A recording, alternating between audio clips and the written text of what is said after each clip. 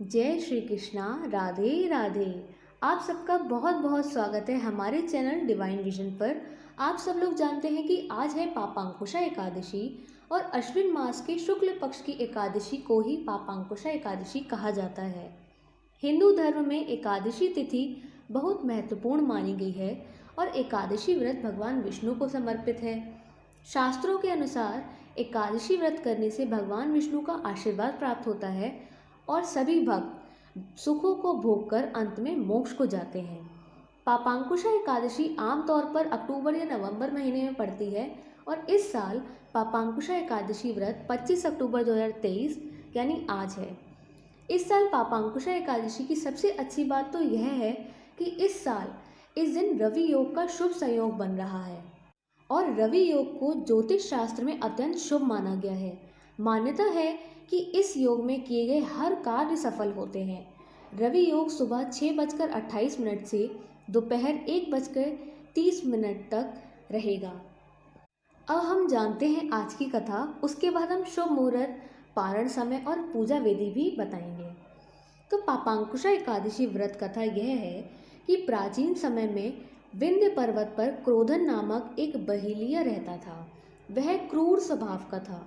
उसका सारा जीवन हिंसा, लूटपाट, मद्यपान और गलत संगति पाप कर्मों में ही व्यतीत हुआ है।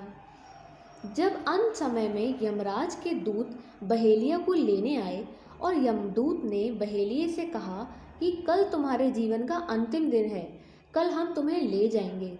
यह बात सुनकर बहेलिया बहुत भयभीत हो गया और महर्षि अंगिरा के आश्रम में पहुंचा और महर्षि के चरणों पर गिरकर प्रार्थना करने लगा।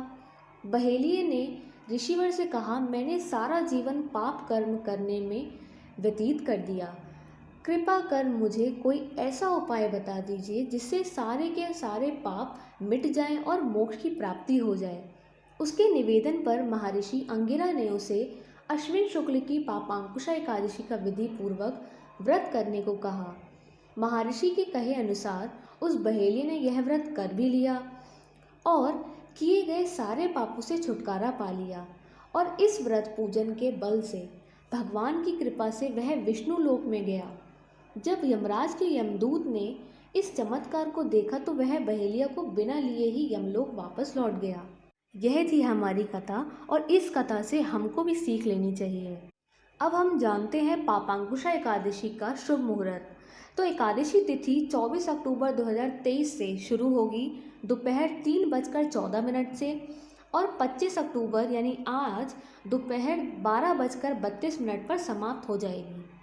इस व्रत का पारण आप कर सकते हैं 26 अक्टूबर को सुबह 6:28 से लेकर 8:43 के बीच में। इसी समय के बीच में आप सब अपना व्रत खोलकर अद्भुत फल पा सकते हैं। अब हम जानते हैं कि हमें इस दिन व्रत की पूजा विधि कैसे करनी चाहिए। सुबह जल्दी उठकर स्नान आदि से निवृत्त हो जाएं। घर के मंदिर में दीप प्रज्वलित जरूर करें। भगवान विष्णु का गंगा जल से अभिषेक करने के बाद भगवान विष्णु को पुष्प और तुलसी दल अर्पित करें। अगर संभव हो तो इस दिन व्रत जरूर रखें। भगवान की आरती करने के बाद उनको भोग लगाएं और इस बात का विशेष ध्यान रखें कि भगवान को सिर्फ सात्विक चीज़ों का भोजन से भोग लगाएं। भगवान विष्णु के भोग में तुलसी को ज़रूर शामिल करें।